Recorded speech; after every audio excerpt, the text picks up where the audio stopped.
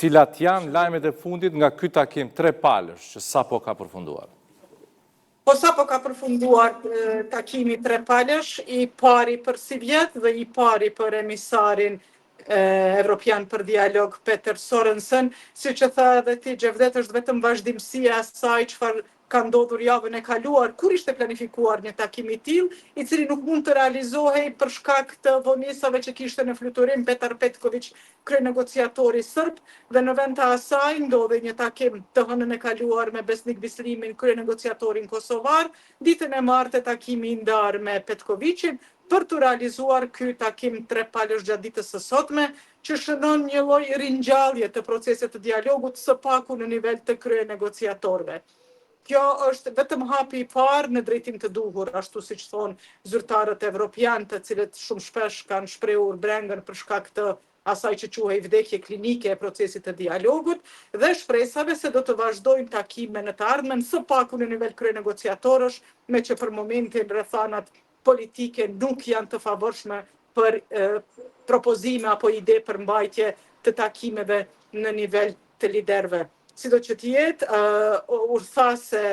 Peter Sorensen do dërgoj ekipin e tij në Prishtinë dhe në Beograd për të vazhduar atë çfarë është biseduar gjatë ditës së sotme, ndërsa dita e sotme, post në një mënyrë që ka dëshmuar një lloj qasje ndryshe të palës evropiane, në substancë nuk ka shënuar asnjë ndryshim, marr parasysh qëndrime diametralisht të kundërta të palëve sa i përket procesit të si të tillë, e sidomos sa i përket procesit të zbatimit të marrëveshjes së Ohrit, të cilët liderët e kishin arritur në mars të vitit 2023.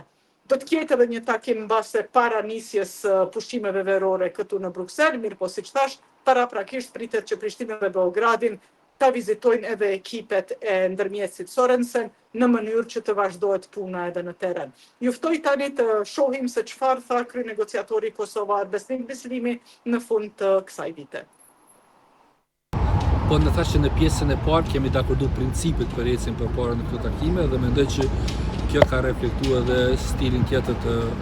ndërmjetësimit të zotit Sorensen. Ne jemi dakord me gjitha propozimet e tij dhe mbështesim të njëjtat. Mendojmë që ato sigurojnë edhe një raportim më të mirë tek vendet anëtare për asaj çfarë do brenda, por edhe qartësi të pare që pastaj të mos keq përdorin bisedat brenda për interpretime mediatike jashtë takimit. Që mendoj që në këtë drejtim zoti Sorensen do të bëjë një pushim të mirë. A mund të thuhet se dialogu është ringjallur së paku në nivel të kryenegociatorëve? Varet se çka ne kupton me ringjallje, nëse mendoni në rezultate konkrete, mendoj se është ende herë të mirë për këtë, por ideja ime është që zoti Sorensen e ka një vizion të qartë se si don të ecë në dy takimet të radhës. Ai po ashtu është dakordu që javën tjetër të dërgojë në Kosovë dhe Serbi dy nga anëtarët e tij më të ngushtë të ekipit që të përbullojnë informata shtesë dhe pastaj mbasi të vijë vetë